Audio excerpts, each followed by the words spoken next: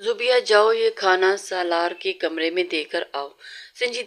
संजीदगी से ज़ुबिया को देखकर कहते हुए तमीना बेगम ने उसे हाथों में खाने की ट्रे पकड़ाई थी, जबकि वो पटी पटी आंखों से मौजूद अपनी ताई को देखते गई थी। ताई जान, आप जानती हैं सलार मुझे पसंद नहीं करता, मैं उसके कमरे में नहीं जा रही, खामोशी से धीमी आवाज में कहते हुए उन्हें परेशानी सी ही तो कर गई थी। वो जितना उन दोनों को एक साथ करने की कोशिश करती, उनकी उम्मीदों पर ये दोनों उतना ही पानी फेर देते थे। ज़ुबिया, मुझे कुछ नहीं मालूम, और जाकर सलार को ये खाना देकर आओ। संजीदगी से ज़ुबिया को देखकर कहती हुई तामीना बेगम उसे मजबूर तो कर गई थी, तभी अपने भारी कदमों से घसीटती हुए सलार के कमरे की जाने बढ़ गई थी। गहरी सांस लेकर सलार के दरवाजे पर दस्तक देते हुए वो अंदर से इजाजत मिलने पर खाने की ट्रे हाथ में पकड़े हुए अंदर दाखिल हो चुकी थी, जबकि सलार ने उसे आते हुए देखते हुए मुंह बसोर कर देखकर मुंह बसोरा था। तुम फिर आ गई बेइज्जत होने के लिए? तुम्हें कितनी बार मैंने कहा है कि अपने मेरे सामने अपनी शक्ल लेकर मत आया करो। निहायत ही करख्त लहजे में बोलते हुए सलार ने सामने खड़ी ज़ुबिया को देखा था, जिसके हाथ में खाने की ट्रे मजबूती से थाम रखी थी, और फिर औंधे मुंह बेड पर लेटते हुए वीडियो कॉल मिला चुका था, जबकि ज़ुबिया पलके चिपकाए अपने आंसुओं को अंदर तक रोक लेना चाहती थी।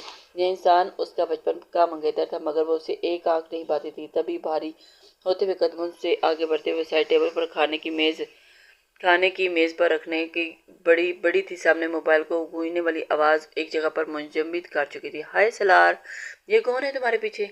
चहकती हुई आवाज से अचानक से जलन नमूदार हुई थी, जबकि ज़ुबिया सर उठाते हुए मोबाइल फोन पर नजर आती हुई लड़की की जानिब देखा था, जिसने निहायत ही मॉडर्न अंदाज के कपड़े पहने हुए थे, और वो सलार से बात करते हुए निहायत ही बेतकल्लुफ थी।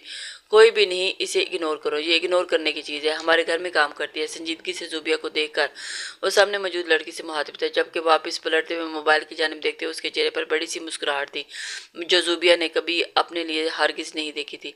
इसका बस चलता तो उसकी ज़िंदगी को छोड़कर कहीं वो और जाकर अपनी ज़िंदगी बसाती, मगर मजबूर थी। मजबूरियाँ उसके कदमों को जकड़े हुए थी।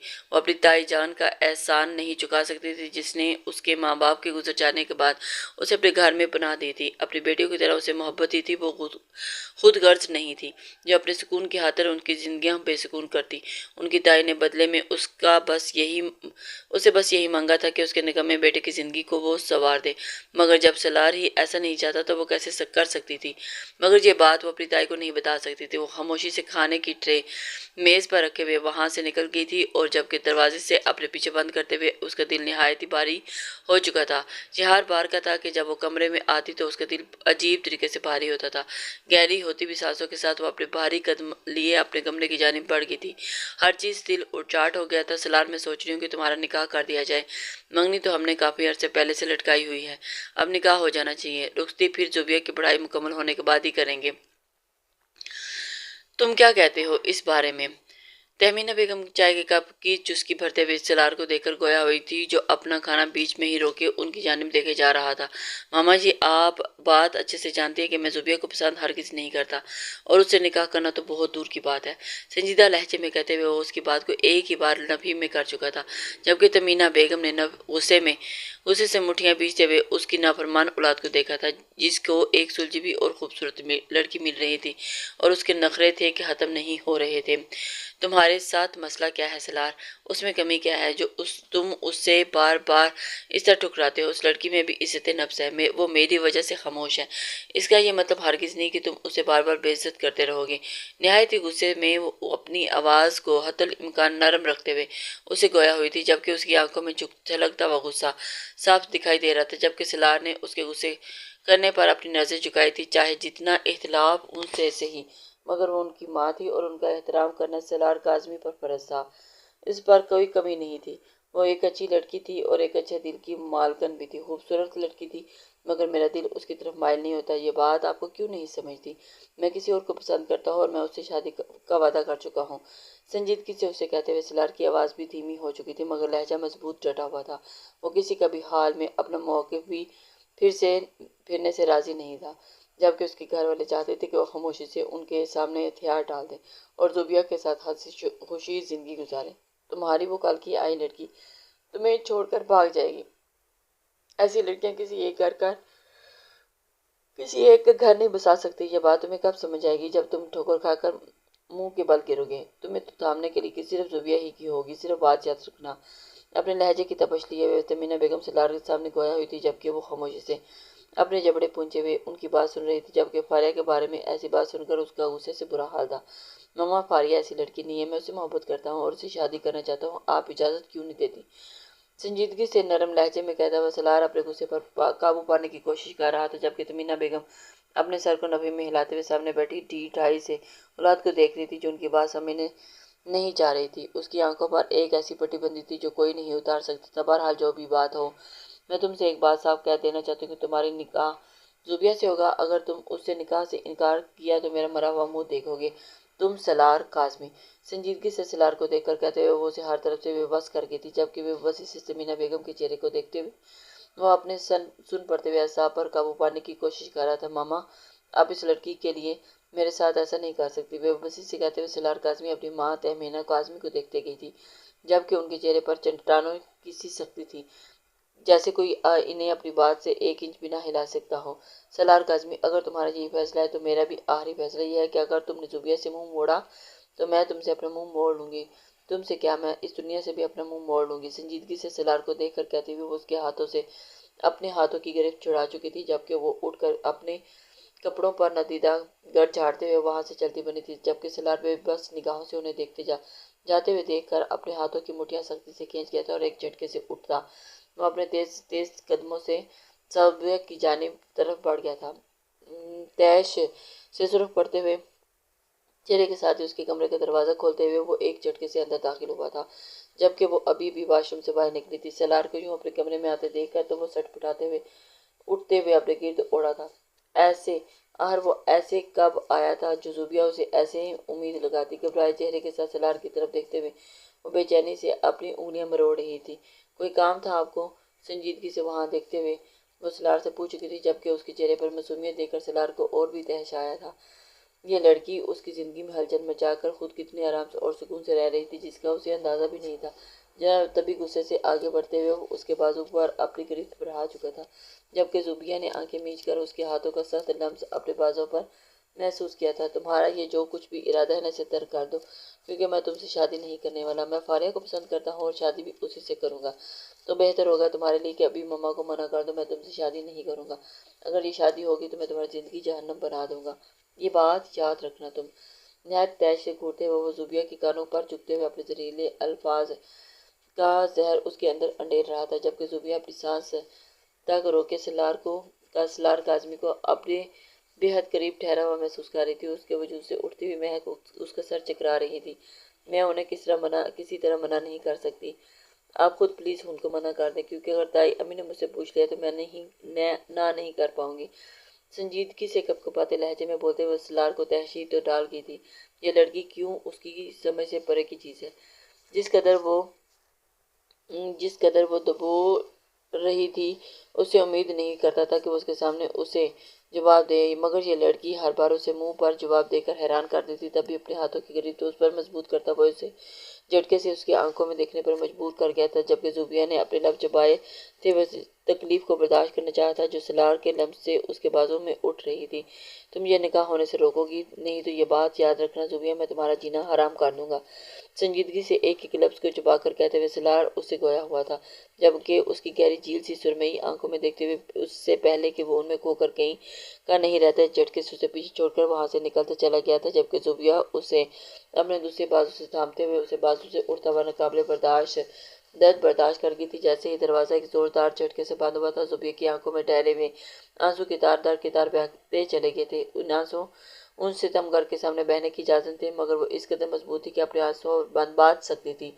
इसमें क्या कसूर, उसका क्या कसूर था? अगर सलार उससे शादी नहीं करना चाहता था, इसमें उसका क्या कसूर था कि तमीना बेगम उसे अपने बहू के रूप में देखना चाहती थी? उसका बस यही कसूर था कि उसके माँ बाप वक़्त से पहले इस दुनिया से कूच कर गए थे और उसकी इज्जत उन सब की नज़रों में एक खिलौना थी, जिसे कोई अपनी मोहब्बत के वास्ते देकर अपने नाम करना चाहता था, तो कोई उसके वजूद ठुकराकर उसकी इज्जत को तार तार करना चाहता था। तहमीना बेगम और सुल्तान काज़मी के दबाव के चलते उन दोनों का निकाह रख दिया गया था, जबकि वो झिलमिलाते हुए पूरे घर में जुबिया को ढूंढता फिर रहा था और उसे छुपती फिर रही थी। वही एक तरीका था जिसे वो उससे इनकार कर सकता था, जिससे वो इन दोनों का ये निकाह टाल सकता था, मगर वो थी कि हाथ नहीं आ रही थी। अगर वो एक बार तमीना बेगम से कहकर मना कर देती तो इन दोनों का निकाह नहीं होता, मगर वो जाने कहाँ छुप कर बैठी थी, जबकि वो उसका गुस्सा हर गुजरते हुए पल के साथ बढ़ता जा रहा था।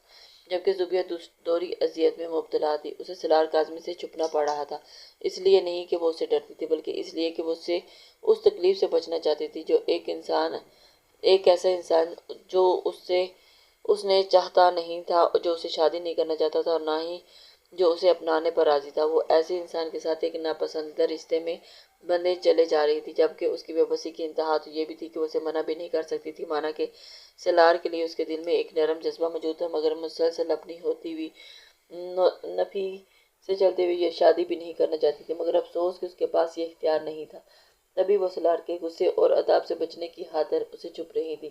وہ اپنے کمرے میں ہی زیادہ تر وقت گزارتی تھی، یہاں تک کہ نکاح کا وقت آن پہنچا تھا۔ وہ سفید فراق میں جس میں وہ بڑے بڑے سرخ رنگ کے پھول بنے ہوئے تھے، سرخ دوپٹہ اوڑھے، ہاتھوں میں بھر بھر کر چوڑیاں پہنے وہ سجی سنوری اس انسان سے نکاح کرنے کے لیے بیٹھی تھی جو اسے ناپسند کرتا تھا۔ وہ صرف ناپسند بلکہ شاید وہ اسے شدید ناپسند کرتا تھا، اور اس نکاح کے بعد اس کی ناپسندیدگی نفرت میں بدل جانی تھی، مگر وہ اس سب کے لیے تیار تھی۔ جب تک معاملہ اس کی ذات تک رہتا وہ سب کے لیے تیار تھی، اور تمینہ بیگم کا یہ احسان بس ایک بار سے ہی اتار دینا چاہتی تھی، بھلے اس کے بعد اس کے ساتھ جو بھی سلوک کیا جاتا وہ ہر چیز سے برداشت کر لے گی۔ تمینہ بیگم کچھ عورتوں کے ساتھ اسے نکاح لینے کے لیے آئی تھی، جبکہ زوبیہ بیگم نے اسے گھبراہٹ پر قابو پاتے ہوئے گہری سانس بھرتے ہوئے ان سب کے ساتھ جانے کے لیے کھڑی ہو چکی تھی۔ جیسے ہی اسے سالار کاظمی کے ساتھ لا کر بٹھایا گیا تھا، اس کی سانسیں رک رک کر چل رہی تھی، جبکہ سالار سرخ پڑتے ہوئے چہرے کے ساتھ ہی اپنے چپے پیچھے ہوئے بڑی مشکل سے خود پر قابو پائے ہوئے اس کا دل چاہتا تھا کہ وہ یہاں سے اٹھ کر بھاگ جائے، مگر تمینہ بیگم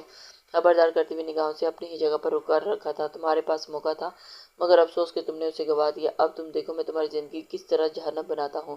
سنجیدگی سے دھیمی آواز میں وہ زوبیہ سے مخاطب تھی، جبکہ زوبیہ کی ہتھیلیوں کے سنگ اس کی آواز سنی تھی۔ تھوک نکلتے ہوئے وہ اپنی آنکھیں سختی سے پیچھتے ہوئے خود کو آنے والے حالات کے لیے تیار کر رہی تھی۔ سالار کے قریب بیٹھے وہ ہر کسی کو مسکراتا ہوا دیکھ رہی تھی، مگر اس کا چہرہ ہر گزرتے پل کے ساتھ سفید پڑتا جا رہا تھا، اور جہنم میں خوش آمدید بیوی اس کے کانوں کے پاس جھکتے ہوئے وہ سرگوشی کرتے ہوئے سالار کو ایک جھٹکے سے اڑتا ہوا وہاں سے نکلتا چلا گیا۔ جبکہ زوبیہ نے ڈگمگائی آنکھوں سے اس کی پشت کو دیکھا تھا، وہ جانتی تھی کہ زندگی نہ پہلے اس کے لیے آسان تھی اور نہ ہی اب آسان ہونے والی تھی۔ رخصتی زوبیہ کی مکمل پڑھائی ہونے کے بعد ہی ہونی تھی، جبکہ وہ نکاح کے دن کے کیا ہو گیا تھا، ایک ہفتہ تو گیا تھا، گھر نہیں لوٹا تھا۔ تمینہ بیگم پریشانی سے ٹہلتی ہوئی اس کی راہ میں منتظر تھی، مگر وہ آ کے ہی نہیں دے رہا تھا۔ سلطان کاظمی بھی پریشان تھے، مگر دکھا نہیں رہے تھے۔ وہ جانتے تھے کہ سالار بے حد غصے میں تھا، مگر وہ واپس لوٹ آئے گا، اس بات کو انہیں یقین تھا۔ جبکہ زوبیہ جو پچھلے ایک ہفتے سے طوفان کے منتظر تھی، بے انتہا خاموشی محسوس کر کے اس کی روح پتے کی طرح سرسرا رہی تھی۔ وہ جانتی تھی کہ وہ خاموشی طوفان سے پہلے کی خاموشی ہے، عنقریب پھٹتے ہوئے ان سب کو تباہ کر دیتی۔ اپنی پڑھائی میں مصروف ہوتے ہوئے اس بات کو فراموش کر دینا چاہتی تھی کہ اس کا ناپسندیدہ وجود کسی کے ساتھ جڑ بھی چکا ہے۔ وہ رات کے 11 بجے گھر لوٹ آیا تھا، بنا کسی سے ملے ہوئے، بنا کسی کی پرواہ کیے اپنے قدموں کو زوبیہ کے کمرے کی طرف بڑھا چکا تھا، جبکہ زوبیہ سب سے بے خبر خوابوں کی دنیا میں گم تھی۔ وہ کالج اور گھر کے بعد اب آ کر کام کرتے ہوئے نہایت ہی تھک چکی ہوتی تھی، اور تبھی وہ ہوش کی دنیا سے اسے روزانہ ہو کر بستر سے آ کر آڑی ترچھی جھول رہی ہوتی تھی۔ جب خاموشی سے دروازہ کھولتے سالار کاظمی اس کے کمرے میں داخل ہوا تھا، اور اسے اپنے پیچھے دروازہ بند کرتے ہوئے بستر پر طرف دیکھتے ہوئے اپنی مٹھیاں سختی سے سخت پھینچ چکا تھا، اور وہ یہی وہ وجود تھا جس کی وجہ سے پچھلے ایک ہفتے سے نہایت اذیت سے گزر رہا تھا۔ وہ فاریہ سے مسلسل جھوٹ بولتا آ رہا تھا، اسے اپنی محبت کا یقین دلانا پڑ رہا تھا۔ فاریہ اس کی پریشانی بھانپ لی تھی، تبھی وہ پاکستان واپس آنا چاہتی تھی، مگر سالار نے اسے بے حد مشکل سے وہیں روکے ہوئے تھا، جبکہ وہ اسے بہت جلد لندن جانے کا وعدہ بھی کر چکا تھا۔ ان لوگوں نے زبردستی اس کا نکاح زوبیہ سے کرایا تھا، جبکہ وہ اس نکاح کے لیے بالکل بھی تیار نہیں تھا، اور ان کی محبت کو اس سے جدا کرنے کی کوشش کی تھی۔ اب وہ ان لوگوں کی پرواہ کیوں کرے، مگر اس سے سب سے پہلے وہ اسے زوبیہ سالار کاظمی سے اپنا بدلہ لینا تھا۔ اسے بے حد شوق تھا کہ سالار کی زندگی میں داخل ہونے کا، تو اب وہ اسے اچھے طریقے سے بتائے گا کہ سالار کی زندگی میں داخل ہونے کا انجام کیا ہوتا ہے۔ اپنی شرٹ کے بٹن کھولتے ہوئے وہ بستر کی جانب اپنی باری قدم اٹھا چکا تھا، جبکہ زوبیہ کو آڑا ترچھا بستر پر جھولتے ہوئے دیکھ کر اس کی سانسیں اٹک چکی تھیں۔ پھر غصے کی حد جذباتیت پر قابو پاتے ہوئے یہ غالب آیا تھا، کیسی ہو بیوی؟ یاد ہوں میں یا اپنے شوہر کو اتنی جلدی بھول گئی؟ وہ اس کے قریب ارے ارے تم اپنے شوہر کو کیسے بھول سکتی ہو؟ تمہیں تو شوق تھا نا مجھے اپنا شوہر بنانے کا۔ بسر زبیہ کے وجود کو اپنے قریب سے لیتے ہوئے وہ اس کی طرف سے بے بس کرتا ہوا اس کے منہ پر ہاتھ رکھتے ہوئے اس کے کانوں میں گہری سرگوشی انڈیل چکا تھا، جبکہ وہ گہری نیند میں تھی۔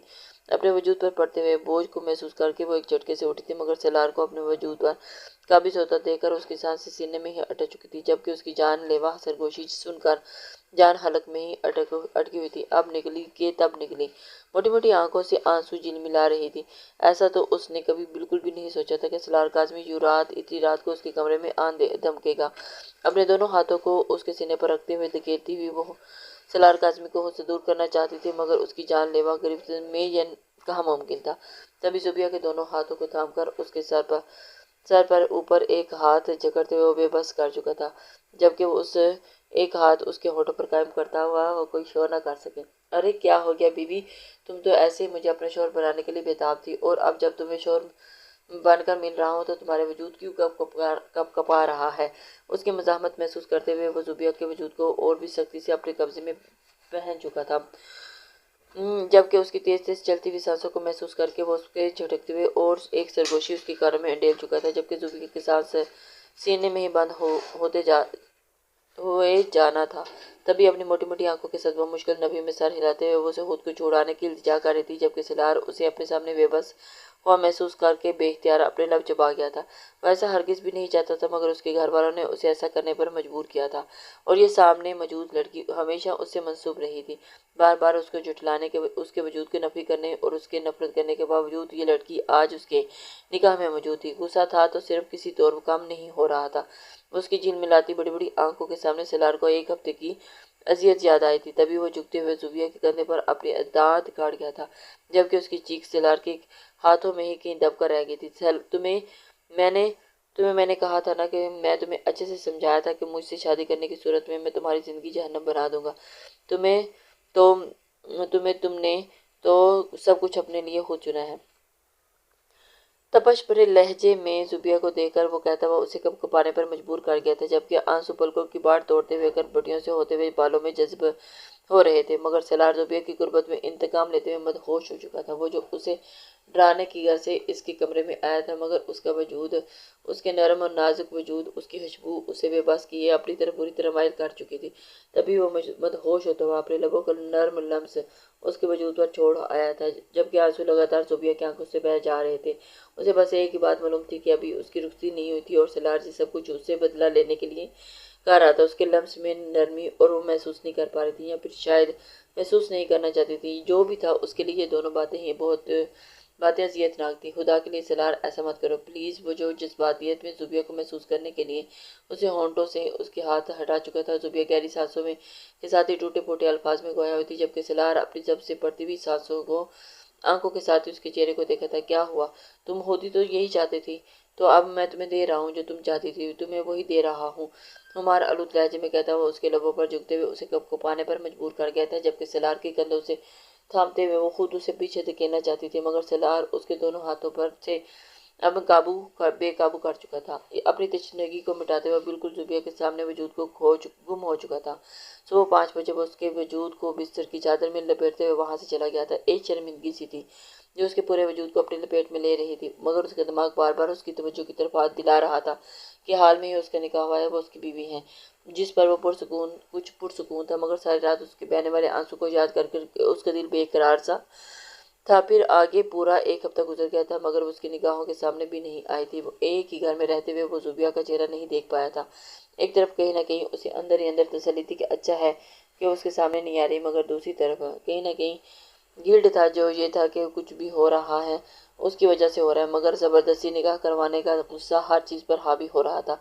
اپنی ماں سے اس نے سن رکھا تھا کہ زبیہ کو بہت ہی تیز بخار ہو چکا ہے، اور پھر رہ رہ کر اسے تمینہ بیگم کی نگاہیں اپنے اندر اترتی ہوئی محسوس ہو رہی تھی۔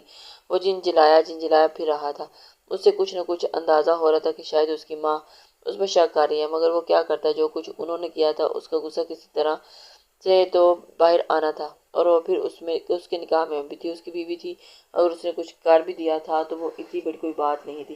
اپنے آپ کو وہ تسلی دیتا ہوا ہر وہ چیز اگنور کیے ہوئے اپنی روٹین پر ڈٹا ہوا تھا، جبکہ ایک دن وہ اسے نظر آ ہی گئی تھی۔ آنکھوں کے نیچے ہلکے پڑے ہوئے تھے اور چہرہ زرد ہو کر رہ گیا تھا اور وجود پہلے سے زیادہ کمزور دکھائی رہا تھا۔ پچھلے ایک مہینے میں وہ کیا سے کیا ہو گئی تھی۔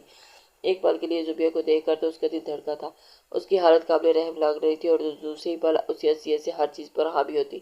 یہ وہ لڑکی تھی جس کی وجہ سے اس کی ماں اس کی نہ سنتے ہوئے زبردستی اس لڑکی کے ساتھ اسے باندھ چکی تھی، جبکہ اسے اگر یہ لڑکی چاہتی تو ان دونوں کا نکاح نہیں ہوتا اور وہ خوشی خوشی اپنی محبت فاریہ سے شادی کر سکتا تھا، مگر اس لڑکی کی وجہ سے ایسا ممکن نہیں ہوا تھا۔ ایسا اپنا چہرہ پھیرتے ہوئے وہ اس کی طرف توجہ لگا چکا تھا، جبکہ زوبیہ تو سامنے بیٹھے انسان کی طرف دیکھنا بھی گوارا نہیں کر رہی تھی۔ جو کچھ اس کے ساتھ وہ کر چکا تھا وہ نہایت ہی تکلیف دہ تھا، اور اس کی وجہ سے کتنے دن بیمار بھی پڑی، کتنے دن اس کی اذیت میں کاٹے ہوئے تھے۔ ان سب کا تنہا اپنے کمرے میں بند تھی اور اب نکاحت کے باعث اس سے چلا بھی نہیں جا رہا تھا، مگر اس ستمگر نے پلٹ کر ایک نظر بھی دیکھنا گوارا نہیں کیا تھا۔ کچن کی طرف جاتی ہوئی وہ چکر آنے پر دروازے کو تھام چکی تھی، مگر پھر اپنے آپ کو سنبھالتی ہوئی 2 قدم آگے لیتی ہوئی اس سے پہلے کہ فریج تک پہنچ پاتی، اچانک آنکھوں کے آگے اندھیرا سا چھا گیا تھا اور خود کو گرنے سے بچانے کے لیے وہ میز کے کونا تھام چکی تھی، مگر اتنا کافی نہیں تھا۔ تبھی میز پر پڑی آ کر گری تھی اور ساتھ ہی پورے قد سے زمین بوس ہوئی تھی، جبکہ کچن میں اتنی زور کی آواز سن کر وہ جو ناشتے کی میز پر بیٹھے ہوئے ناشتہ کرنے میں مصروف تھے، اچانک سے چونک کر متوجہ ہوئے تھے۔ سالار کاظمی کا دل زور سے دھڑکا تھا اور اپنی جگہ سے فوراً اٹھتے ہوئے وہ کچن کی جانب بڑھ گیا تھا۔ دل زوروں زوروں سے دھڑک رہا تھا، کچھ غلط ہونے کا گمان ہو رہا تھا۔ آگے بڑھتے ہی اس نے کچن کے اندر جھانک کر دیکھا تو اس کا دل اچھل کر حلق میں آیا تھا، کیونکہ زوبیہ اوندے منہ فرش پر گری پڑی تھی۔ زوبیہ! اس کی آنکھوں بند تھیں، وہ بے ہوش تھی۔ اسے پکارتے ہوئے بڑھتے ہوئے زوبیہ کو اپنی باہوں کے حصار میں جکڑ گیا تھا، جبکہ اسے سیدھا کرتے ہوئے اس کا دل بے اختیاری رک کر دھڑکا تھا۔ یہ وہ لڑکی تو نہیں تھی جو ہنسی مسکراتی تھی، اس گھر میں وہ مسکراتی پھرتی تھی جس کے ہونے سے اس کی ماں مسکرایا کرتی تھی، اور اب اس کی باپ کو ایک بیٹی کا گمان ہوتا تھا۔ یہ تو اور ہی کوئی تھی جو اپنی پرانی شناخت کھو کر ایک زندہ لاش بن کر رہ گئی تھی، جس کا کام صرف اور صرف سانس لینا تھا۔ اس سے پہلے کہ تمنا بیگم آ کر اسے کوئی سوال جواب کرتی، وہ زوبیہ کو اپنی باہوں کے حصار میں اٹھائے باہر کی طرف بھاگا تھا۔ اسپتال لے کر جاتے ہوئے اس کا دل زوروں سے دھڑک رہا تھا۔ اگر جو اس کی وجہ سے زوبیہ کو کچھ ہو گیا تو زوبیہ کا ہاتھ تھامے ہوئے وہ اسے کسی قیمت پر خود سے الگ کرنے پر راضی ہی نہیں تھا، جبکہ ڈاکٹر اسے چیک اپ کے لیے اکیلا چھوڑنے کی بات کر رہے تھے۔ وہ تو دھاڑتے ہوئے ان سب پر چلا رہا تھا، وہ اکیلے اسے نہیں چھوڑ کر سامنے ہی چیک اپ کیا جائے، مگر سب کے بے حد اصرار کرنے پر وہ اسے زبردستی باہر بھیجنے پر بے چینی سے باہر ٹہلتے ہوئے ڈاکٹر کے باہر آنے کا انتظار تھا۔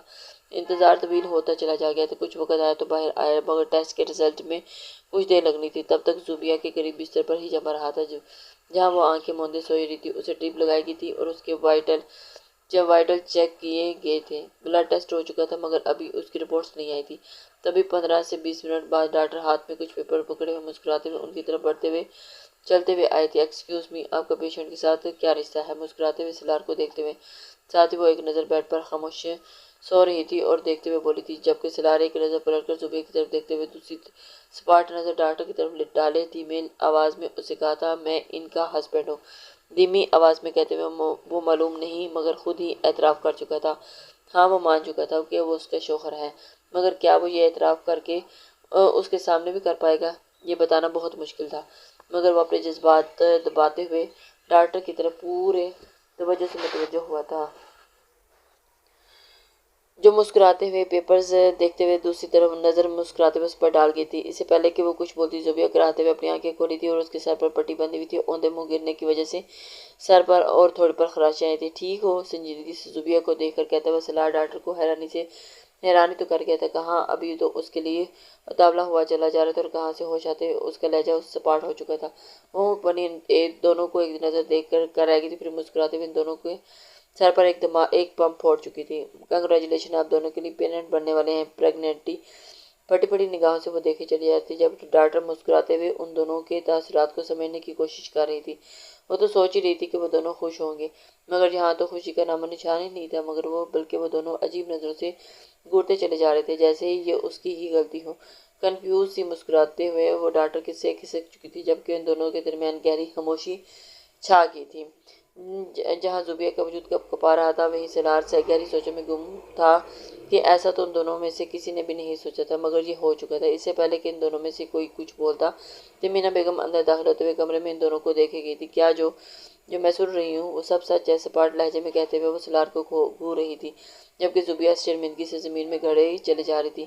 یہ جو کچھ بھی ہوا اس میں بے شک اس کی غلطی نہیں تھی، مگر وہ یہاں مجرم کی طرح پیش تھی، جبکہ سالار ان دونوں کے سامنے اس طرح پوچھ تاج ہوتے ہوئے غصے میں کھول اٹھا تھا، اور وہ اس کی بیوی تھی تو اسے سب کے سامنے یوں مجرم کیوں بنایا جا رہا تھا؟ ہاں، یہ سب سچ ہے، یہ ماں بننے والی ہے، سپاٹ لہجے میں وہ نہایت بے باکی سے بولا تھا، جبکہ دوسری نظر کانپتی ہوئی وہ زوبیہ پر ڈالی تھی، جو ٹانگوں کو موڑتے ہوئے اپنے بازو اس کے گرد باندھے ہوئے اپنا چہرہ چھپا چکی تھی، جبکہ دوسری نظر سامنے سپاٹ چہرہ لیے اپنی ماں کی طرف دیکھا۔ سالار، تمہیں کچھ سمجھ بھی آ رہا ہے کہ تم کیا کہہ رہے ہو؟ تم ایسا کیسے کر سکتے ہو؟ بے یقینی سے سالار کو دیکھ کر وہ بولتی ہوئی دوسری نظر زوبیہ کے کانپتے وجود پر ڈال چکی تھی۔ اب انہیں سمجھ آ رہا تھا کہ انہیں ہر چیز واضح سمجھ آ رہی تھی کہ سالار کے آنے کے ساتھ ہی زوبیہ کا اسے چھپنا اور اس کے چھپے ہوئے حصوں پر ناخنوں کے نشانات اور اس کا بیمار پڑ جانا اور اس کی طبیعت پر بوجھل ہونا، یہ وہ سب کچھ سمجھ نہیں پائی تھی، یا پھر سمجھ کر بھی نہ سمجھ بن چکی تھی، کیونکہ وہ سوچنا نہیں چاہتی تھی کہ ان کا بیٹا اس قدر نیچ حرکت کرے گا کہ سارے زمانے میں اس بچے کے سامنے انہیں شرمندہ کر دے گا۔ سالار، وہ ماں بننے والی ہے، رخصتی سے پہلے تمہارے بابا جان مار دیں گے، سنجیدہ لہجے میں زوبیہ دیکھ کر کہتے ہوئے تمینہ بیگم نہایت ہی پریشان تھی۔ وہ جانتی تھی کہ اگر سلطان کاظمی کو اس کی بھنک لگی تو